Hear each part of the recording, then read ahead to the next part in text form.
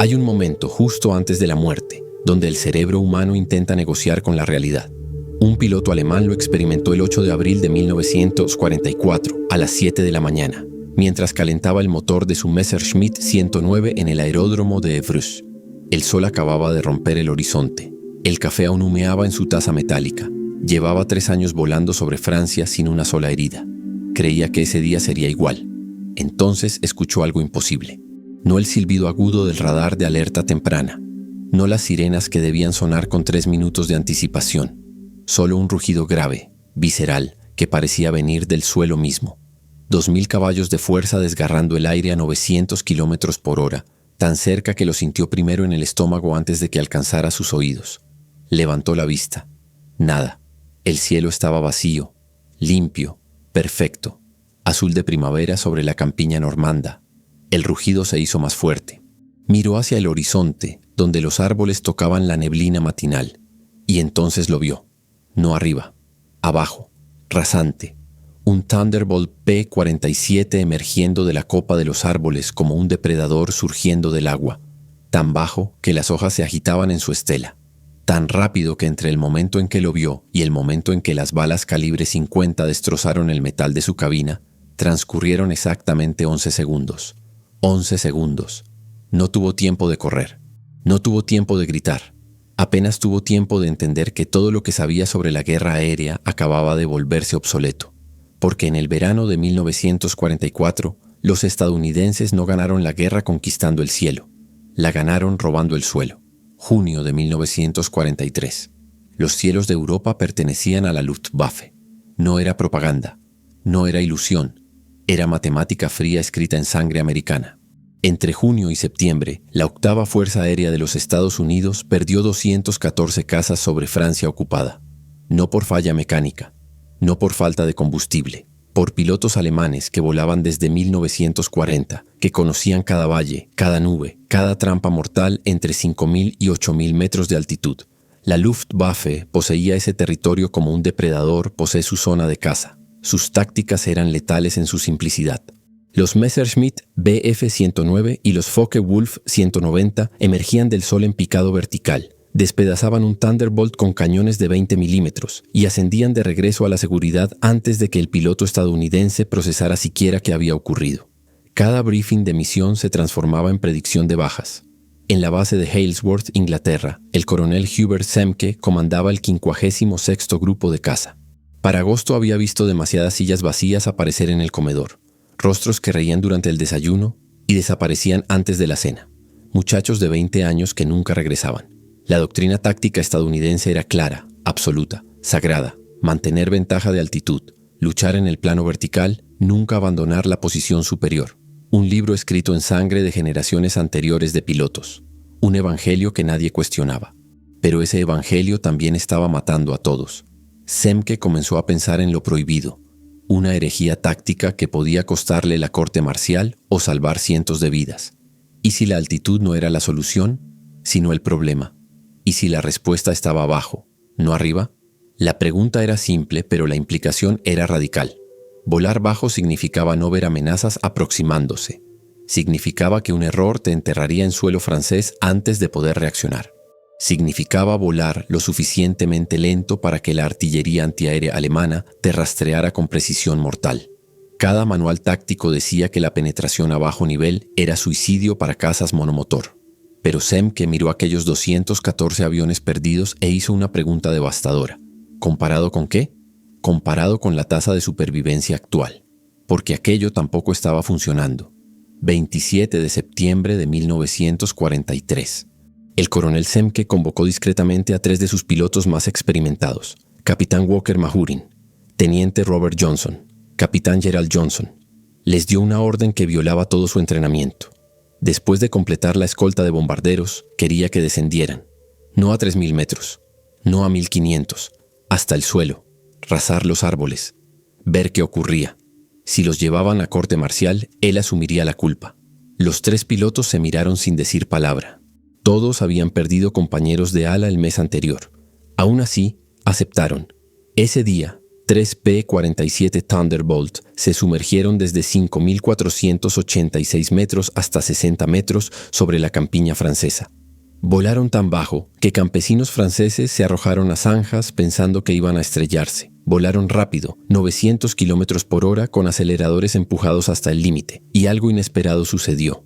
Encontraron un aeródromo alemán cerca de Beauvais con Focke-Wulf 190 alineados como juguetes en un estante. Los pilotos de la Luftwaffe no tuvieron tiempo de verlos llegar. Los Thunderbolt atravesaron el campo a la altura de la hélice, ametralladoras martillando. 4 Focke-Wulf 190 explotaron antes de que los artilleros alemanes alcanzaran siquiera sus posiciones de combate. Los 3 estadounidenses ascendieron, permanecieron bajos y volvieron a casa. 0 pérdidas. 4 derribos confirmados. Una llama había sido encendida, porque volar a la altura de las copas de los árboles no era simplemente volar bajo. Era transformar la física en una nueva arma, de maneras que invertían cada ventaja alemana conocida. La Luftwaffe tenía estaciones de radar Freya y Würzburg dispersas por toda Francia, sistemas sofisticados que detectaban formaciones aliadas a 120 kilómetros de distancia en altitud. Sus cazas eran programados para interceptar con tiempo abundante para ascender, posicionar, atacar. Pero las ondas de radar viajan en líneas rectas, y la tierra es curva. Por debajo de 150 metros, desaparecías en lo que los operadores de radar llamaban confusión de suelo. Los retornos confusos del radar rebotando en colinas, edificios, árboles. A 15 metros del suelo eras invisible. Te volvías un fantasma aullando a través de Francia. La ventaja de tiempo de reacción era aún más devastadora.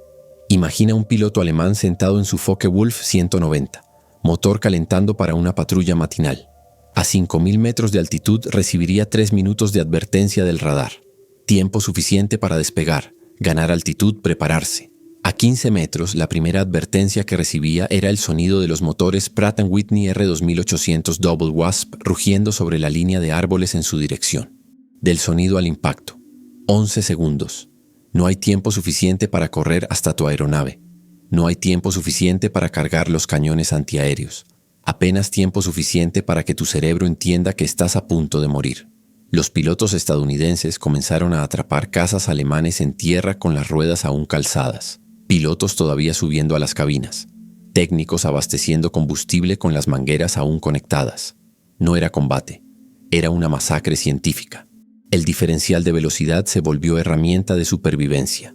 Un Thunderbolt a máxima potencia, volando a 900 kilómetros por hora al nivel del suelo, se movía demasiado rápido para artilleros alemanes entrenados en rastreo de alta altitud. Las tripulaciones de artillería calculaban tiempo de anticipación basado en altitud y velocidad. Dispara donde el objetivo estará, no donde está. Pero a la altitud de saltar una valla, esos cálculos colapsaban.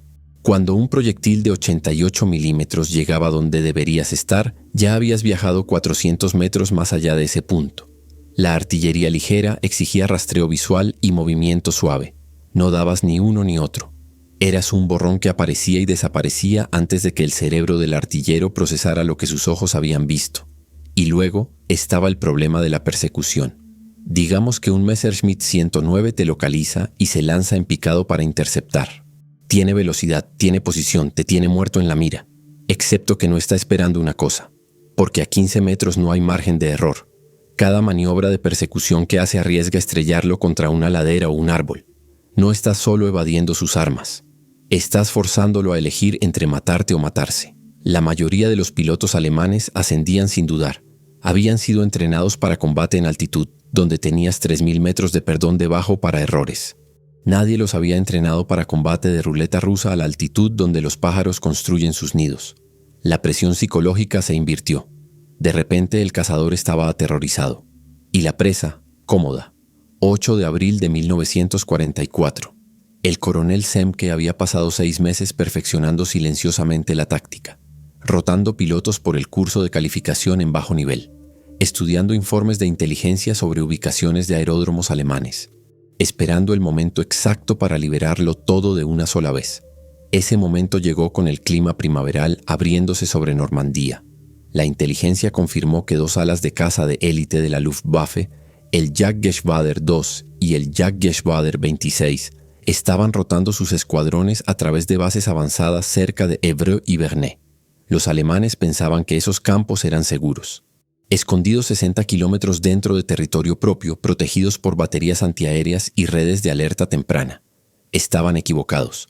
Semke lanzó un ataque coordinado con 48 P-47 de 3 grupos de caza.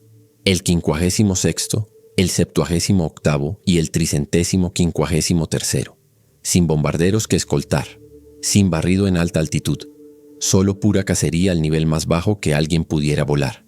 La formación se dividió después de cruzar la costa francesa, descendiendo a 30 metros, luego a 15. Los Thunderbolt tronando por la campiña normanda en vuelos de 4 aeronaves. Observadores de la resistencia francesa reportaron posteriormente que podían sentir el suelo temblar. El primer vuelo golpeó Évreux a las 7 de la mañana. 16 Messerschmitt 109 estaban en tierra en alerta, algunos taxiando, otros siendo abastecidos. Varios pilotos subiendo a bordo. Los Thunderbolt se materializaron de la niebla matinal a 900 kilómetros por hora. La artillería alemana nunca disparó un solo tiro. En 90 segundos, 11 Messerschmitt 109 eran cascos ardientes. Los estadounidenses ya habían desaparecido niebla adentro, corriendo hacia sus objetivos secundarios. La belleza del ataque coordinado era el timing. La estructura de comando de la Luftwaffe dependía de comunicación por radio y control centralizado. Cuando Évreux fue golpeado, intentaron advertir a otras bases. Era demasiado tarde. Los estadounidenses ya estaban allí. Bernay fue atacado 8 minutos después de Évreux. Beaumont-le-Roger 4 minutos después de eso. Los controladores de la Luftwaffe intentaban poner cazas en el cielo para interceptar amenazas que ya habían atacado y desaparecido. Era como intentar matar moscas con un martillo mientras las moscas destrozaban tu casa. A las 10 de la mañana, los P-47 habían golpeado 7 aeródromos diferentes en un radio de 64 kilómetros. Los pilotos alemanes que lograron despegar se encontraron persiguiendo objetivos que no podían ver, volando a altitudes donde un error significaba desintegración. El teniente Robert Johnson lideró un vuelo que atrapó una columna de Focke-Wulf 190 en el aeródromo de Conches durante su briefing matinal. Los pilotos alemanes estaban de pie junto a sus aeronaves cuando el vuelo de Johnson rugió en su dirección como un vendaval de acero. Los Focke-Wulf estallaban en bolas de fuego, pilotos corriendo hacia los hangares, camiones de combustible explotando y esparciendo fuego por la pista. El informe postacción de Johnson fue clínico. Destruidos 4 aviones en tierra, probablemente destruidos 2 más.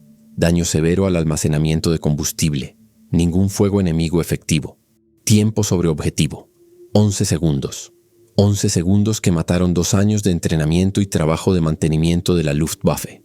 Y la ofensiva apenas comenzaba. Abril se convirtió en el mes de la pesadilla alemana. Los pilotos estadounidenses atacaron todo lo que se movía. El informe final reclamó 47 aeronaves alemanas confirmadas destruidas en tierra, 23 locomotoras destruidas, incontables camiones, depósitos de combustible y almacenes de municiones transformados en cráteres. El costo: 3 P-47 perdidos, 1 por artillería, 1 por volar a través de una línea eléctrica que el piloto nunca vio, 1 por falla de motor en el camino de regreso. La tasa de pérdida era 15-1 a favor de los estadounidenses. De repente, cada comandante de base de la Luftwaffe en Francia estaba gritando por más cañones antiaéreos, más camuflaje, más cualquier cosa que pudiera detener a los Thunderbolt que volaban sobre las vallas. El general Adolf Galland, comandante de las fuerzas de caza de la Luftwaffe, leyó los informes de pérdidas de abril y entendió inmediatamente que su fuerza aérea enfrentaba una amenaza existencial. Perder aeronaves en combate era una cosa. Podías reemplazar aviones. Podías entrenar nuevos pilotos. Pero perderlas en tierra junto con camiones de combustible, munición y equipos terrestres sangraba tu capacidad de reposición más rápido de lo que la red logística en colapso de Alemania podía sustituir. Galland emitió contramedidas desesperadas, reubicó artillería, estableció redes de observadores, dispersó aeronaves en bosques y graneros. Nada funcionó. Los estadounidenses simplemente volaron más bajo, más rápido, más impredecible. Cazaban los propios cañones antiaéreos. Ignoraban las trampas, transformaban cada contramedida alemana en otra vulnerabilidad que explotar. Los cazadores se habían convertido en presas y no tenían idea de cómo revertirlo. 6 de junio de 1944, 5:30 de la mañana. El amanecer rompió sobre Normandía mientras 156.000 tropas aliadas golpeaban 5 playas de invasión en el mayor asalto anfibio de la historia humana. La operación entera dependía de una suposición crítica, que la Luftwaffe no aparecería. No que no pudiera aparecer, que no lo haría, porque los cazas estadounidenses harían de cualquier intento alemán de alcanzar las playas una misión suicida. El general Eisenhower había apostado la invasión a la supremacía aérea, y los P-47 que volaban dejando rastros sobre el canal estaban a punto de cobrar ese cheque. Antes de que el primer bote de desembarco tocara la arena, 289 Thunderbolt ya estaban desgarrando el norte de Francia al nivel de las copas de los árboles, golpeando cada base de la Luftwaffe a 240 kilómetros de la costa. El ataque comenzó a las 4:45, 90 minutos antes de la hora H. El timing era quirúrgico. Atrapar a los alemanes en su momento más vulnerable, mientras preparaban patrullas de madrugada para investigar la flota de invasión que el radar había rastreado toda la noche por el mar. En Creil, 50 kilómetros al norte de París, Messerschmitt 109 estaban taxiando hacia posición de despegue cuando 8 P-47 del 78º Grupo de Caza se materializaron de la penumbra preamanecer. Los pilotos alemanes tenían sus cabinas abiertas verificando instrumentos. Murieron sin ver qué los mató. Solo escucharon el sonido de los motores y trazadoras rasgando en su dirección. 18 Messerschmitt destruidos en el tiempo que toma leer este párrafo. En Beauvais, en Abbeville, en Amiens, la misma escena se repitió. Cazas alemanes ardiendo antes de poder defender las playas que estaban a punto de perderse. Mientras tropas estadounidenses luchaban a través de las olas en Omaha Beach, la Luftwaffe había logrado poner exactamente 2 aeronaves sobre la flota. 2 aviones de reconocimiento abatidos minutos después de avistar las playas.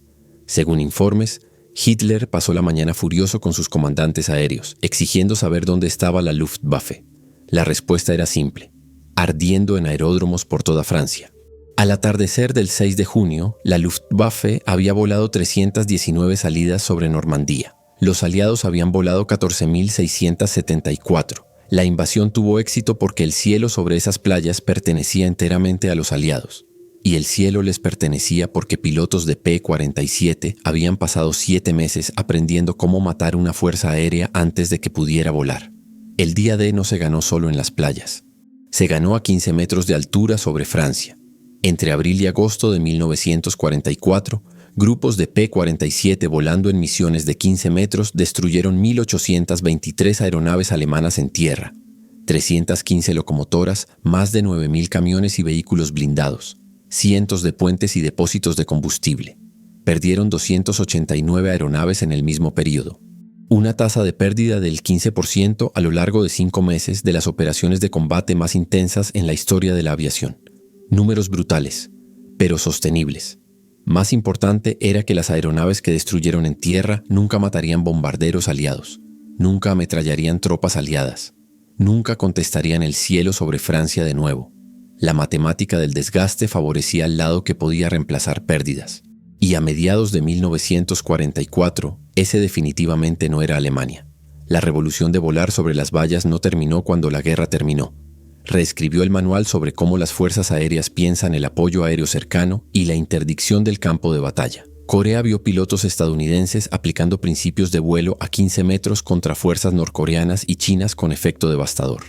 Vietnam aprendió esas lecciones de la manera más difícil cuando los F-4 Phantom y los A-7 Corsair estadounidenses volaron misiones de interdicción en baja altitud. La terminología cambió, las aeronaves evolucionaron, pero el ADN de la táctica pura de los Thunderbolt de 1944 permaneció intacto.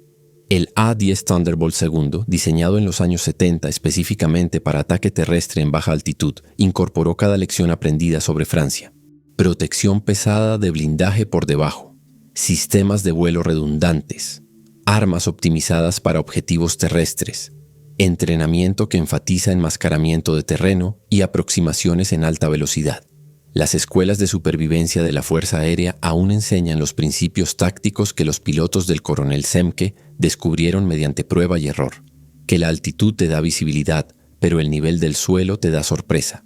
Que la velocidad en baja altitud es mejor protección que la maniobrabilidad en alta altitud, que el suelo es un arma si sabes cómo usarla. Camina por el Museo de la Fuerza Aérea en Dayton hoy y encontrarás un P-47 Thunderbolt suspendido del techo. La placa habla sobre escolta de bombarderos en alta altitud, sobre el motor radial masivo. Es históricamente preciso sobre todo eso, pero incompleto. Porque la historia real del Thunderbolt es que se volvió más peligroso cuando voló más bajo, cuando pilotos apuntaron esa nariz masiva hacia el suelo en vez del cielo, cuando se transformó en un depredador volando sobre los árboles. Existe un sonido que aún resuena en esa historia. No es el rugido del motor R2800, no es el trueno de 8 ametralladoras calibre 50. Es el sonido del silencio que vino después, cuando los motores se detuvieron, cuando el humo se disipó, cuando los comandantes alemanes finalmente entendieron que habían perdido no solo aeronaves, sino la ilusión de que el cielo aún era suyo. 7 meses, 15 metros, y la disposición para ignorar cada regla. Así fue como pilotos estadounidenses tomaron a la Luftwaffe desprevenida. Así fue como la arrogancia de altitud encontró la realidad del suelo. Así fue como la guerra se ganó, no en los cielos arriba, sino en el polvo y el humo abajo. Y al final, el sonido más fuerte no fue el trueno. Fue el silencio de aeródromos vacíos, de pilotos que nunca despegaron, de un imperio aéreo que aprendió demasiado tarde que poseer el cielo no significa nada cuando el enemigo roba el suelo. El Thunderbolt no ganó por volar más alto. Ganó por atreverse a volar donde nadie más se atrevería. 15 metros del suelo, donde el coraje y la física se encuentran, donde la locura se volvió doctrina, donde lo imposible se volvió inevitable, y donde el sonido del trueno fue la última cosa que miles de hombres escucharon antes del silencio eterno.